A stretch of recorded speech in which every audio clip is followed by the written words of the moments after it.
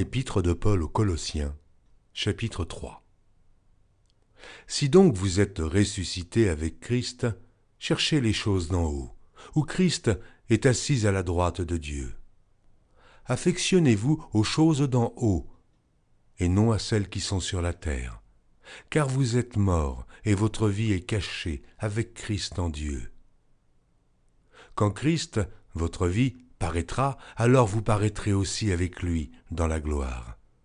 Faites donc mourir les membres qui sont sur la terre, l'impudicité, l'impureté, les passions, les mauvais désirs et la cupidité qui est une idolâtrie. C'est à cause de ces choses que la colère de Dieu vient sur les fils de la rébellion, parmi lesquels vous marchiez autrefois lorsque vous viviez dans ces péchés. Mais maintenant, renoncez à toutes ces choses, à la colère, à l'animosité, à la méchanceté, à la calomnie, aux paroles déshonnêtes qui pourraient sortir de votre bouche. Ne mentez pas les uns aux autres, vous étant dépouillés du vieil homme et de ses œuvres, et ayant revêtu l'homme nouveau, qui se renouvelle dans la connaissance selon l'image de celui qui l'a créé.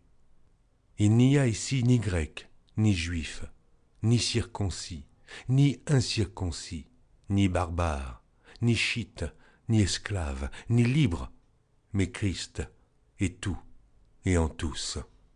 Ainsi donc, comme des élus de Dieu saints et bien-aimés, revêtez-vous d'entrailles de miséricorde, de bonté, d'humilité, de douceur et de patience. Supportez-vous les uns les autres, et si l'un a sujet de se plaindre de l'autre, pardonnez-vous réciproquement. De même que Christ vous a pardonné, pardonnez-vous aussi. Mais par-dessus toutes ces choses, revêtez-vous de la charité, qui est le lien de la perfection. Et que la paix de Christ, à laquelle vous avez été appelés pour former un seul corps, règne dans vos cœurs, et soyez reconnaissants. Que la parole de Christ habite parmi vous abondamment. Instruisez-vous et exhortez-vous les uns les autres en toute sagesse, par des psaumes, par des hymnes, par des cantiques spirituels, chantant à Dieu dans vos cœurs sous l'inspiration de la grâce. Et quoi que vous fassiez en parole ou en œuvre, faites tout au nom du Seigneur Jésus, en rendant par lui des actions de grâce à Dieu le Père. Femmes, soyez soumises à vos maris comme il convient dans le Seigneur. Maris, aimez vos femmes, et ne vous aigrissez pas contre elles. Enfants, obéissez en toutes choses à vos parents, car cela est agréable dans le Seigneur.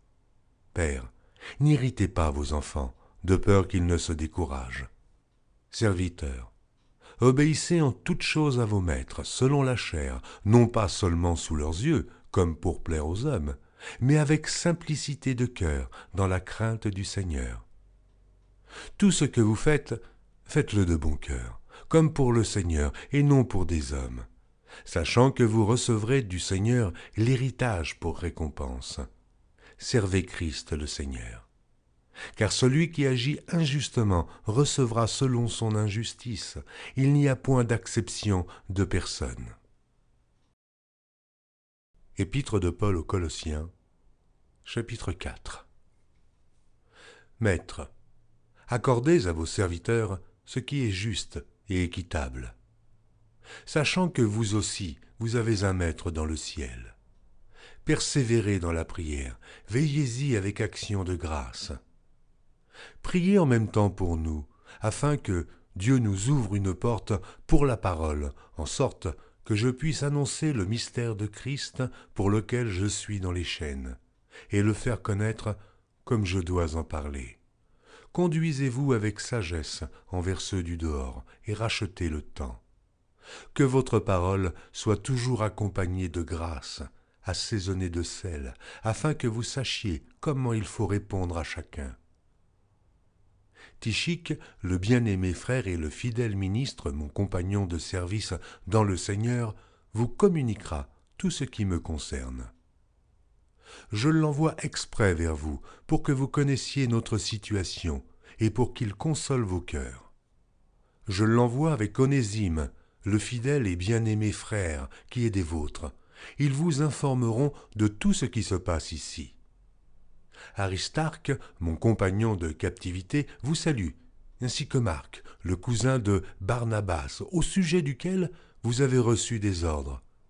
S'il va chez vous, accueillez-le.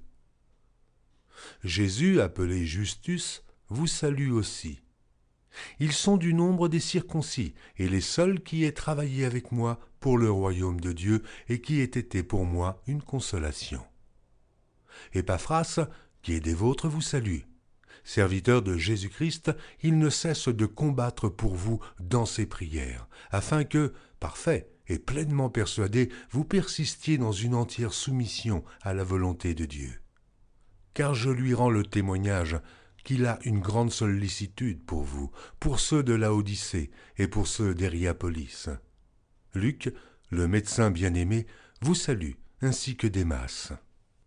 Saluez les frères qui sont à Laodicée, et Nymphas, et l'Église qui est dans sa maison. Lorsque cette lettre aura été lue chez vous, faites en sorte qu'elle soit aussi lue dans l'Église des Laodiciens, et que vous lisiez à votre tour celle qui vous arrivera de Laodicée. Et dites à Archippe, prends garde au ministère que tu as reçu dans le Seigneur, afin de le bien remplir. Je vous salue, moi, Paul, de ma propre main. Souvenez-vous de mes liens, et que la grâce soit avec vous.